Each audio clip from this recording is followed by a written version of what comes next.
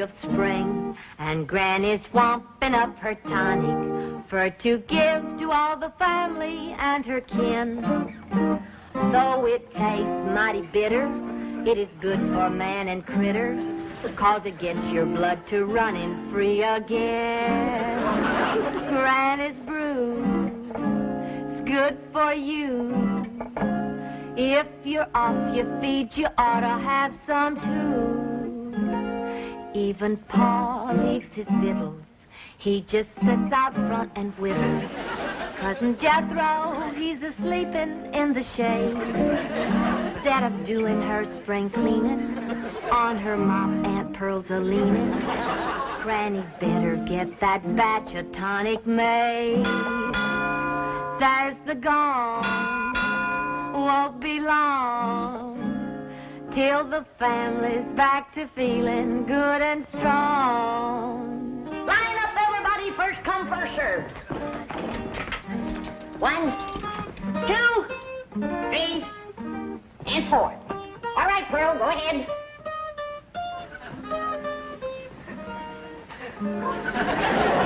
All right, you should go first, Jed. You're the head of the family. Oh, no, Pearl, I ain't in no hurry. How about you, Willie Mae? Oh, no, Pa, I was the last one in. Well, I take it this family don't want to take my tonic? Oh, no, Granny, it's good. Well, then step up, somebody be first. Well, Pearl, go on ahead. Women and children first. That's the rule. That's the rule for fire, flood, and disaster. Well, it seems to me Granny's tonic ought to fit in there somewhere. I heard what you said, Jed Clampett. And just for that, when it comes your turn, you're going to get a double dose. Now, step up, somebody, and get at it. Hey, I got an idea. How about letting this little fella go first? He looks kind of puny. Yeah, he's been acting kind of poorly lately, Granny. Tonic him first, Granny.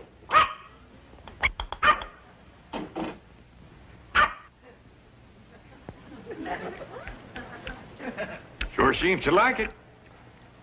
Yeah, you want some more? No, I reckon that's enough for a little critter like him.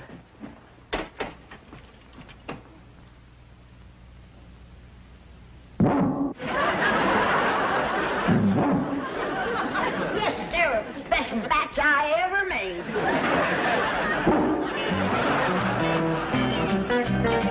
Miss Hathaway, these papers are ready for Jed Clampett's signature. Oh, incidentally, he did a fine job bringing his file up to date. Thank you, Chief. I'll be right in.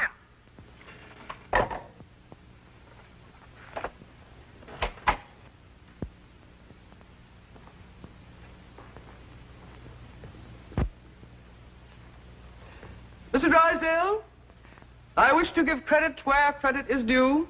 Most of the work on the Clampett file was done by Miss Buckles here. Hmm? Buckles? Who's she? A comparatively new girl, Chief. But already she has displayed those qualities so rare in the modern girl. Eagerness to learn, willingness to work, loyalty to the bank, devotion to duty. All right. How much of a raise does she want? Oh, no, Mr. Drysdale. I didn't do it to get a raise. I did it because I'm sincerely interested in my work here, and I'm determined to become the best second best employee in your bank. You hear that, Chief? Rare devotion to duty. And Miss Buckles worked on the Clampett file in her own time. Very praiseworthy. All right, what's Mr. Clampett's present balance? $34,783,127.34. That's not including the oil deposit due today. Well, you are familiar with his file. I feel that a job worth doing is worth doing right. Unlike so many others, this girl is not here to find a husband. She is here to work, right, Gloria? Right, Miss Hathaway. You may call me Jane. All right. Take these up to Mr. Clampett. I'll make sure he signs in all places indicated. Right, Chief. Miss Hathaway, your time is so valuable, and I know that Mr. Drysdale needs you. I would never be missed from the secretarial pool. Do you hear that, Chief? Is she a rare find? I just try to be like you, Miss Hathaway. Jane. Jane. Chief, if it's all right with you, she is familiar with the papers. Huh? Oh, fine. Yeah, fine. And Gloria. Yes. You must take my car. Oh, no, Miss Hathaway. Oh, tut. I insist.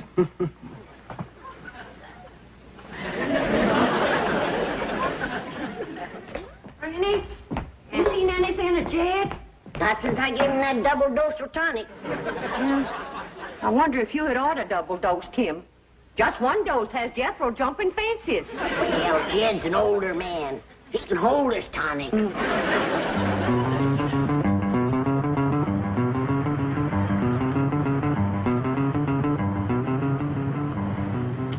$34,783,127.34. $34,783,127.34.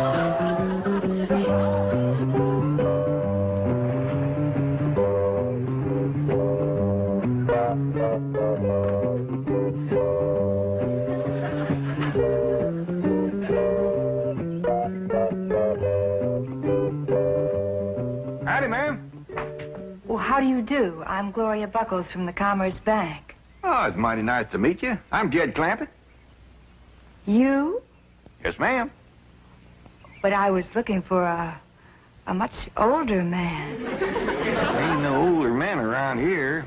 Might could scare you up one in the neighborhood. Seems to me I seen an elderly fella down the road a piece. No, I simply meant I couldn't believe that you were so young.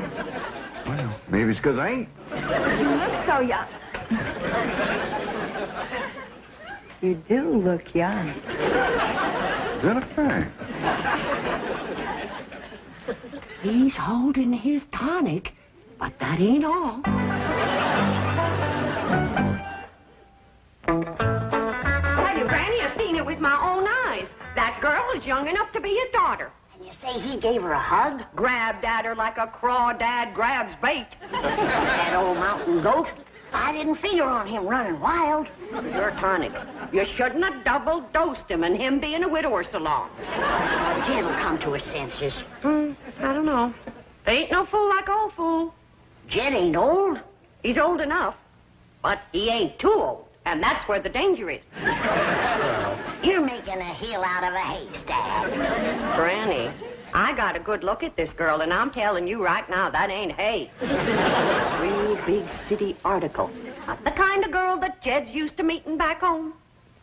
Oh, girls is girls, city or country. They all come out of the same catalog. Maybe so. But the city girls make it look like there's more in the package. Granny? Earl? Oh, there you are.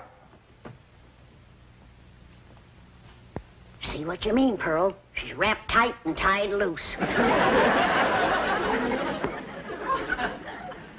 I want you all to meet Miss Gloria Buckles. This here is Granny and Cousin Pearl. How do you do? I'm very pleased to meet you, ladies.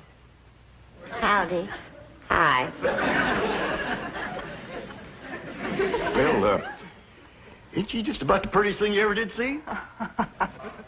Yeah.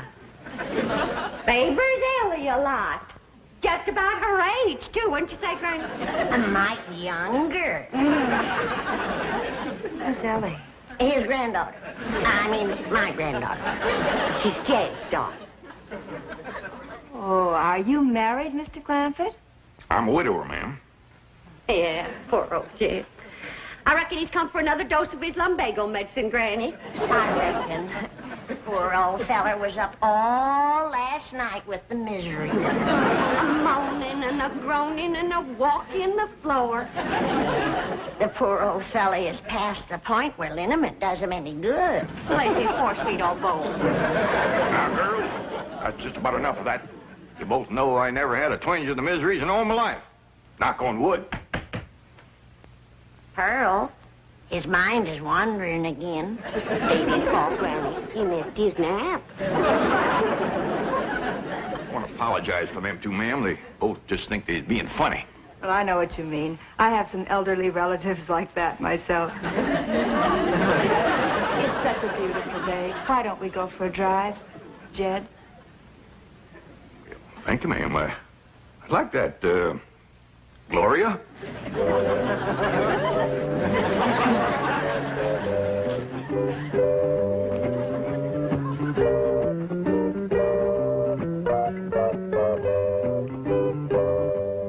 Did you hear what she called us?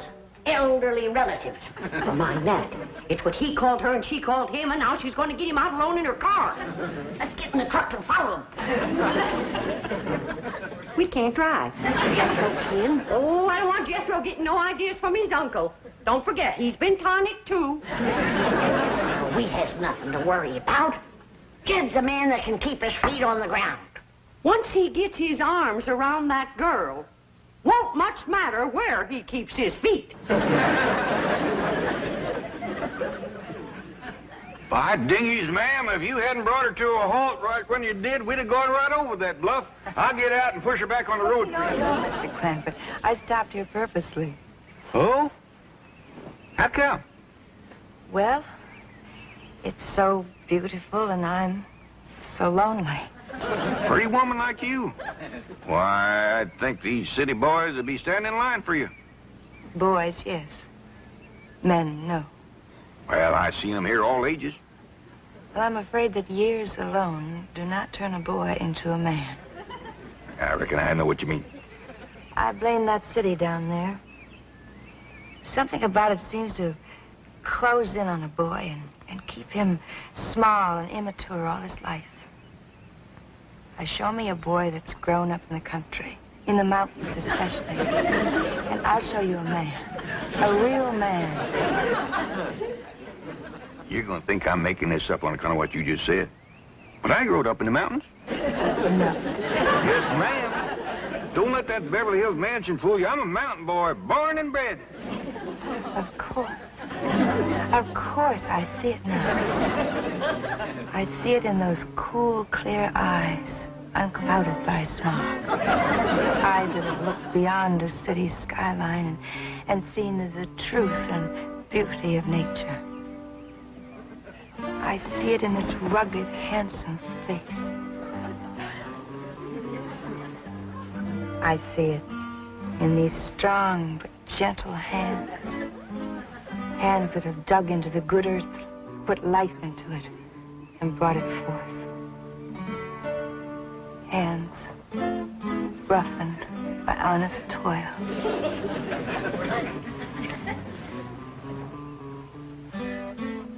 Take another look at the face. Can you see anything of them?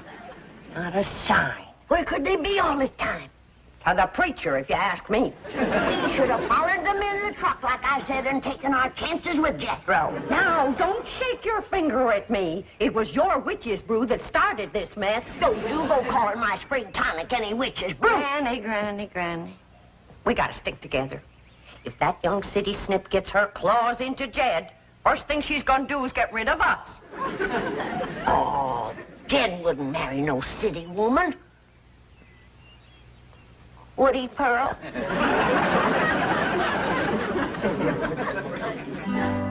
Oh, Jed. What have you done to me? Nothing, ma'am. Oh, yes, you have. You've sentenced me to a life of loneliness. A life without love. A life unfulfilled. Well, I don't know what you mean, ma'am. Honest, I don't.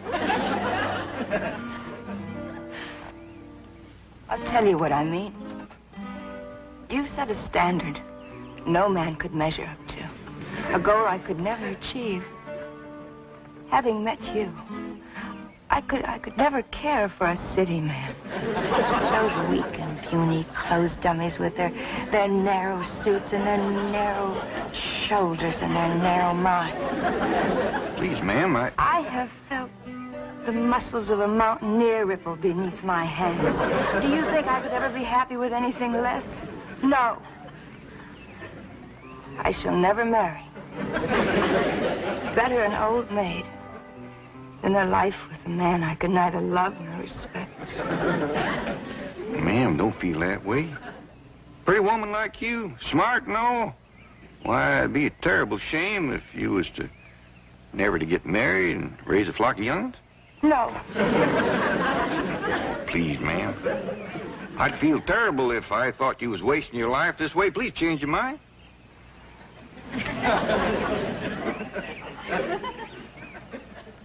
Well, Miss Gloria, if you're determined to marry a mountain man and none other, And unless you do it, your life will be ruined. Maybe. And I get to know you better. Might could find a way. Oh, Jed. Now, I ain't making no promises, but you set me to thinking. I reckon we'd best get back home and everybody get better acquainted.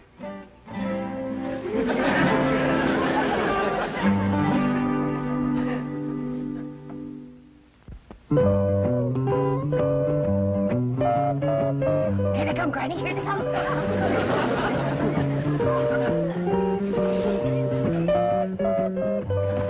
If she thinks that she's going to throw us out, I'll fill her so full of buckshot that she ain't there's that thing's coming up the driveway. Is they dragging tin cans behind the car? Kill me. Put that gun away. This situation calls for brains, not buckshot. Right. Come on.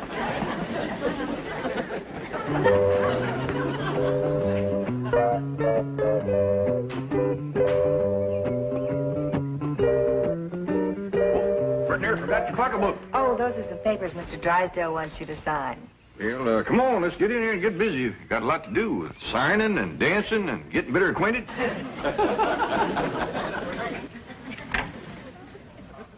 Well, I reckon the first thing I better do is sign them papers you got for me. Yes, that's a good idea. Is she wearing a wedding ring? Wait till she gets her gloves off. Don't see one. Good. Then they ain't been to the preacher. What is old Lamb, anyway? Well, now this transfers your money from one account to the other. And this is your last will and testament. They ain't been to the preacher, but they've been to the lawyer. And that's just as bad, or worse. We gotta stop him. Oh, there you are, Jed. We've been looking all over for you. You give the doctor a terrible fright disappearing like that. Yeah, he was afraid you might have fell in the cistern again. What are you talking about? Why, Jed, clamp it. Shame on you. You know the doctor don't want you to have nothing sharp. Earl, what in the blue? No, don't get excited, Jed. Doctor says it ain't good for him to get excited. What do you... Oh, I almost forgot. Come on into the parlor. Got a surprise for you. Surprise? Hey, come on.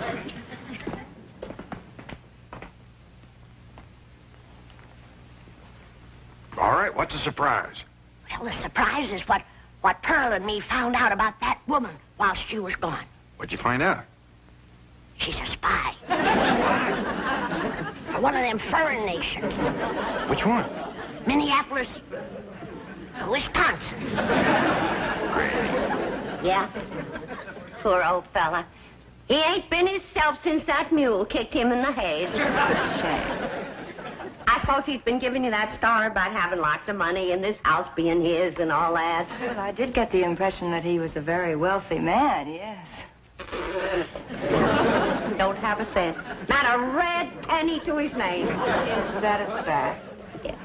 But it ain't his fault, poor old thing. He didn't mean no harm. The mule kick. Shook a few things loose in the loft. Leave Kansas City, Illinois?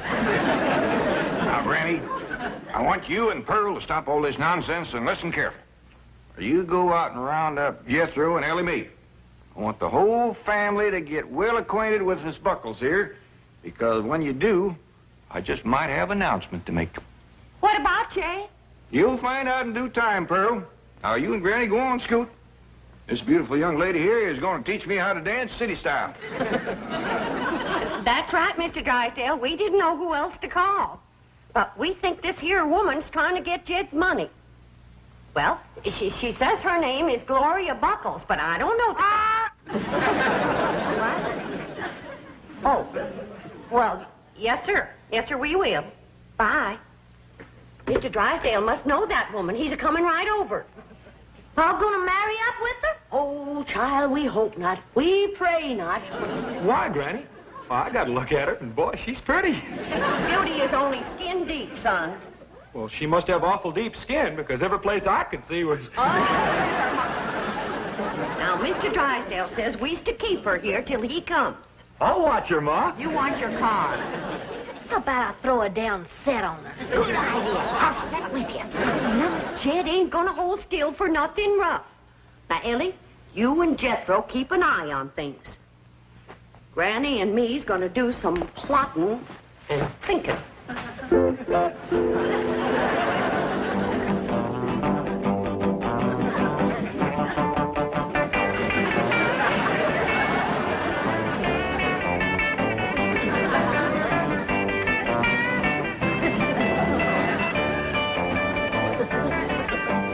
What'd you say this one was called? This is called the twist.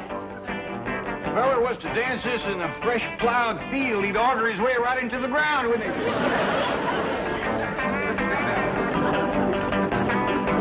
Hey, Jethro, come on in. You want to dance? I'd heap rather dance with her, Uncle Jed. That's what I had in mind, boy. Miss Buckles, this here is my nephew, Jethro. Hiya. You teach him that there twist, and I'll teach it to Ellie Mae. This is my daughter I've been telling you about. Oh, what a beautiful child. You and I are going to be such good chums. Ma'am, I think he meant for you to dance with me.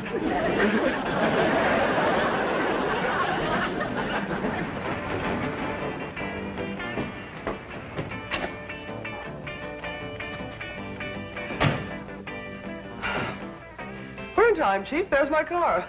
Yes, now where's your protege? That loyal, devoted, hard-working gold digger. I still can't believe it. So shy, so retiring. She'll be retiring if she hooks Jed Clampett.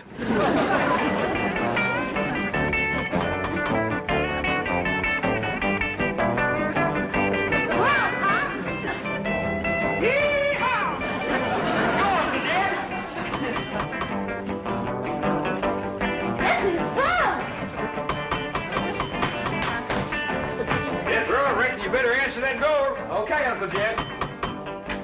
Howdy. Oh, how do you do, ma'am? I'm sorry to intrude. Howdy, folks. Come on in. Dig yourselves a hole. Gloria Buckles. Huh? Where? There. Oh, I thought it is. You imposter. Jezebel! You gold digger. I have a bulletin for you two. You better be nice to me, or else after my wedding, you may lose your largest depositor. Wedding? Mr. Clampett. Have things gotten as far as actually discussing marriage with this woman? Well, yes, Mr. Drysdale, they have. Her and me had a nice long talk about it, and that's the reason I brought her home, so she could meet the family, kind of get acquainted. But This pretty young city woman says that unless she can marry a mountain man, she just ain't gonna get married at all. I think we all agree that'd be a terrible waste. Should we set the date now, Jed? Well, yeah, near as we can. I'd say everybody willing that it'd be in about 3 or 4 years. 3 or 4 years? Yeah, be that long before Jethro's 21. Hot diggity dog, I got me a wife!